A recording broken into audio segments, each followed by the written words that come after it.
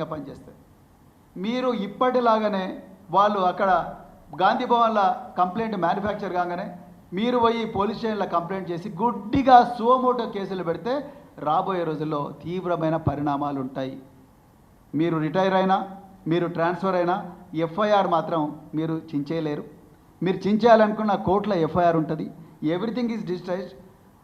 మా ప్రభుత్వం వచ్చిన తర్వాత మేము ఈ రికార్డులన్నింటిలోకి పోయిన తర్వాత ఈ అక్రమాల మీద, ఈ పోలీసు రేవంత్ రెడ్డి ఆదేశాలకు, ఈ దారుణాల మీద ఎవరైతే పోలీస్ ఆఫీసర్లు ఉన్నారో, ఉదాహరణకు సిద్దిపేట కమిషనర్ ఆఫ్ పోలీస్, మీరు ఇలా సోమోటో పెట్టిర్రు madam.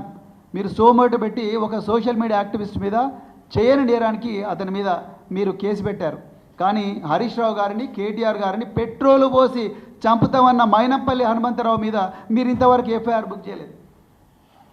This we will remember. మేము రిక్వెస్ట్ చేసినా మీరు ఏం చేశారు?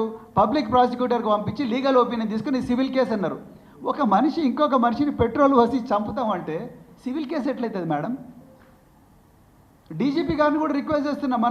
మా అగ్రనాయకులు, మా సీనియర్ నాయకులు హరీష్ రావు గారు 6 మంది ఎమ్మెల్యేలు కలిసి డీజీపీ గారి దగ్గరికి పోయి ఈ విధంగా 35(3) BNSSలో స్టేషన్ బెయిల్ ఇవ్వాల్సి వచ్చినా ఈరోజు మాకు స్టేషన్ బెయిల్ ఇవ్వడం లేదు అని చెప్పి రిప్రజెంట్ చేసినా కూడా మాకు ఇంతవరకు యాక్షన్ లేదు. So we're going to remember all these things.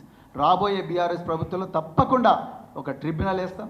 Tribunal వేసి ఏ అధికారులు అయితే చట్టాన్ని ఉల్లంఘించి రాజ్యాంగం ఇచ్చిన ప్రాథమిక హక్కులు ఆర్టికల్ 14, ఆర్టికల్ 19, ఆర్టికల్ 20, ఆర్టికల్ 21 జీవించే హక్కును హరించే ప్రయత్నం చేసినరో, చట్టం చెప్పకుండా చట్టాన్ని అతిక్రమించి పనిచేసినరో, రేవంత్ రెడ్డి ఆఫీస్ చెప్పిన అక్రమ ఆదేశాలను పాటిస్తూ ప్రజల జీవితాలతో ఆడుకునే ప్రయత్నం చేసినరో, ఆ ఆఫీసర్లు భారీ మూల్యం చెల్లించుకునే ప్రమాదం ఉన్నది.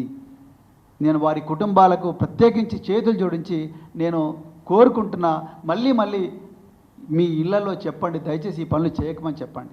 మీరు మాకు ఫేవర్ చేయాల్సిన అవసరం లేదు. మళ్ళీ చెప్తున్నా, we don't need any favour from you. All the favor that we are requesting, we are praying for is fairness.